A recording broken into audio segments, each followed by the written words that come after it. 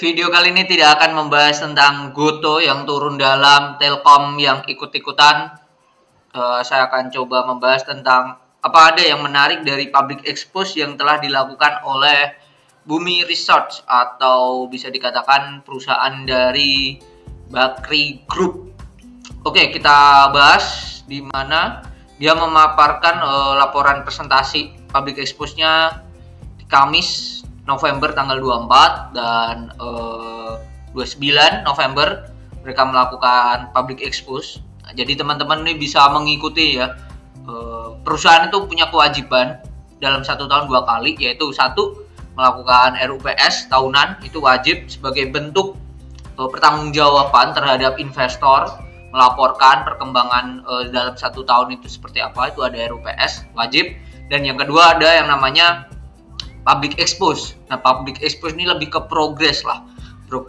Progres bisa saat tengah tahun, bisa saat 3 kuartal awal. Nah, di perbedaannya adalah kalau teman-teman RUPS, teman-teman wajib mempunyai sahamnya. Kalau public expose semuanya boleh. Teman-teman tidak mempunyai sahamnya pun teman-teman mengikuti public expose itu boleh, bisa aja. Ya, tinggal daftar aja. Seperti nanti saya tanggal 20 Desember saya akan mengikuti public expose dari Ultra Jaya karena saya pengen mengetahui ya kenapa mereka menyimpan bahan baku persediaan. Jadi bahan baku mereka kan susu ya. Kenapa bahan bakunya ditimbun dengan nominal yang sangatlah besar, banyak banget. Pasti ada something yang mereka mempersiapkan atau melihat ke depannya. Mungkin itu ya sekilas. Jadi teman-teman bisa mengikuti public expose-nya tanpa harus mempunyai sahamnya terlebih dahulu. Oke, ini bahasan public expose kemarin dari si Bumi, dimana yang dibahas adalah struktur kepemilikan perusahaan, itulah kinerja perusahaan, pemasaran, DMO atau kewajiban pasar domestik. Jadi perusahaan-perusahaan batubara di Indonesia itu wajib menjual terlebih dahulu atau memenuhi kebutuhan domestik terlebih dahulu sebelum diekspor. Nah, itu wajib DMO. Lalu yang bahasan kelima adalah Bumi Reborn transformasi, status restrukturisasi, tata kelola perusahaan yang baik, dan dinamik. Oke, ini mana ya? Oh ya, ini materi public expose-nya. Ini materi public expose-nya dari si Bumi. Si Bumi secara overview aja lah, saya membacakan secara overview, di mana Bumi ini mempunyai anak perusahaan yaitu salah satunya KPC. KPC ini perusahaan ekspor batubara terbesar di dunia, salah satunya. Dan dia kalau nggak salah menjadi top 3 lah ya, top 3 perusahaan di Indonesia yang mempunyai sumber daya alam dan juga cadangan terbesar di Indonesia, masuk top 3. Ya, ini perusahaan berbasis sumber daya alam dan penghasil batubara termal terbesar di Indonesia, yaitu KPC dan Arutmin dengan penguasaan pasar batubara sebesar 25%. Jadi seluruh produksi batubara Indonesia memproduksi batubara 78,8 metrik ton pada tahun 2021, memiliki 2,4 miliar metrik ton cadangan batubara yang siap dipasarkan dan 8,5 miliar metrik ton sumber daya batubara di luar cadangan. Jadi semua perusahaan batubara itu punya sumber daya batubaranya berapa, terus yang dicadangkan berapa, itu pasti di luar, yang dicadangkan itu di luar dari sumber daya. Kenapa?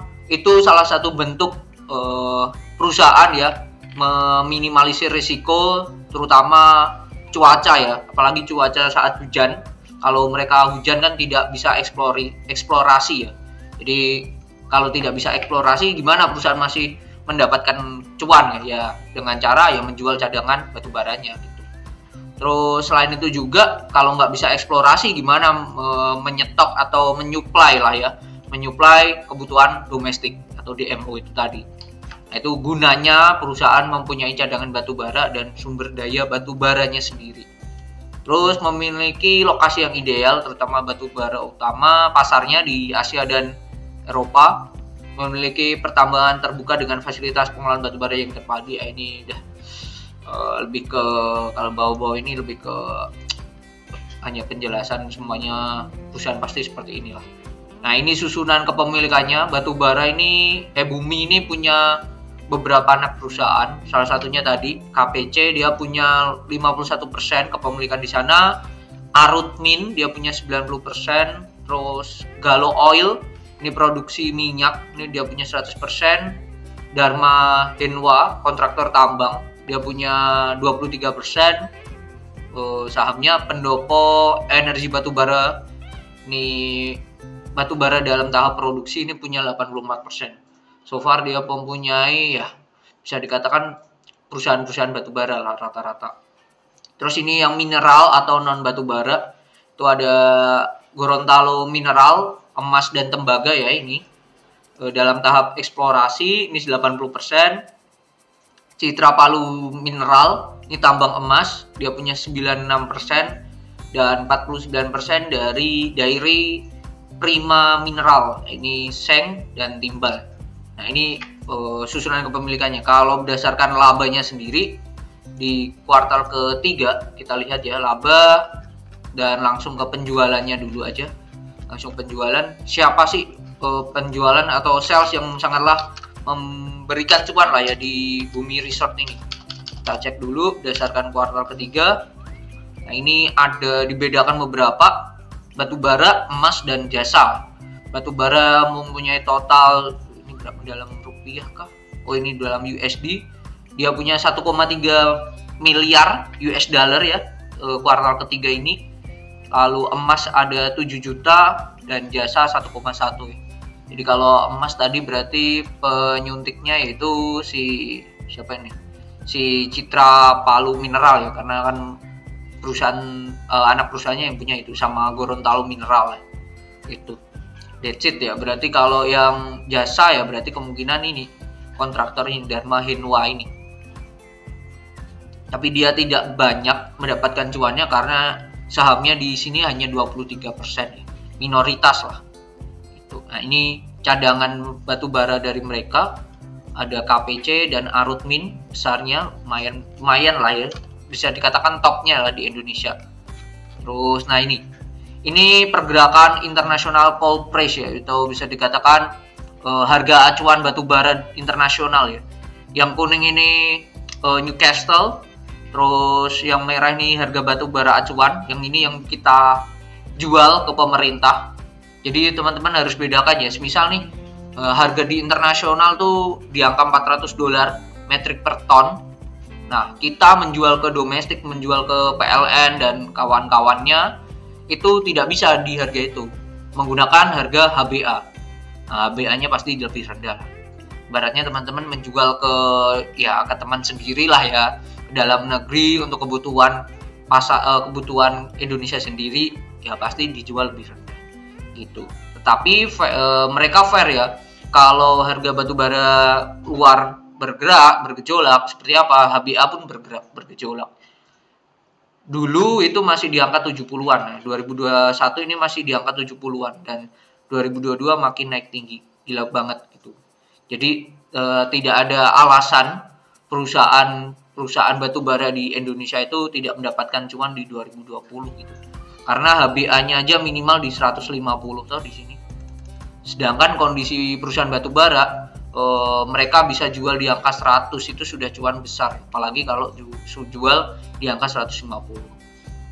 So, that's why perusahaan-perusahaan macam Adaro, ITMG, Indika dan kawan-kawan bisa cuan luar biasa. Bahkan Indi berbalik dari rugi menjadi untung.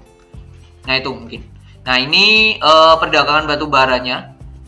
Suppliernya Indonesia paling banyak di 2019, 2022 ini makin banyak, bahkan grafiknya selalu naik di angka 400 jutaan ton yang diekspor suppliernya.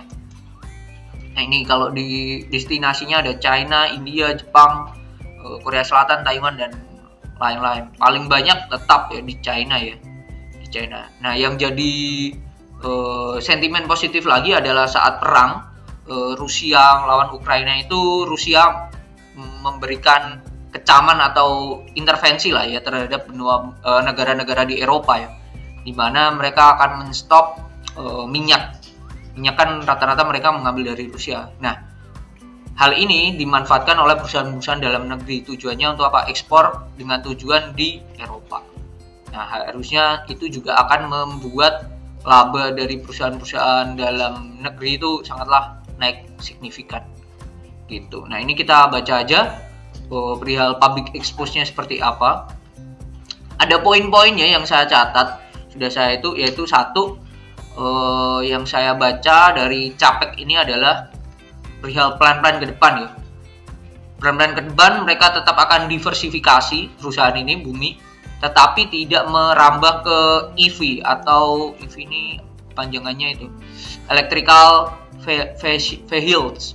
Ini yang motor listrik dan kawan-kawan dan baterai itulah. Nah, itu mereka tidak akan merambah ke sana, cuman mereka akan merambah ke perusahaan Mereka akan merambah ke perusahaan non-coal lainnya ya, bisa emas, bisa tambang. Tadi kan melihat dari pergerakan di public expose-nya juga mereka melakukan pendekatan perihal mengakuisisi beberapa perusahaan di luar non-coal ya.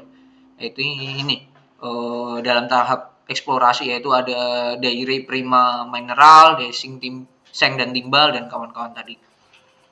Itu bisa jadi salah satu bentuk diversifikasi dari mereka. Lalu kedua, yaitu poin yang saya catat adalah ini, di mana ya, dividen, perihal dividen ya. Ini ada hubungannya dengan dividen.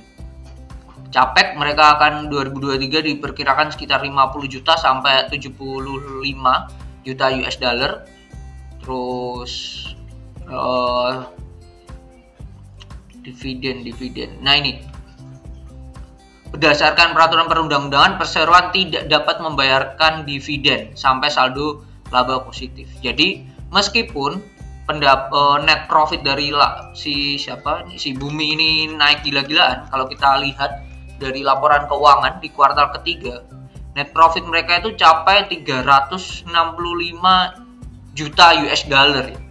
365 juta US dollar kalau kita rupiahkan, 365 US dollar dikalikan 15.000 aja deh, sekitar juta miliar, 5,4 T.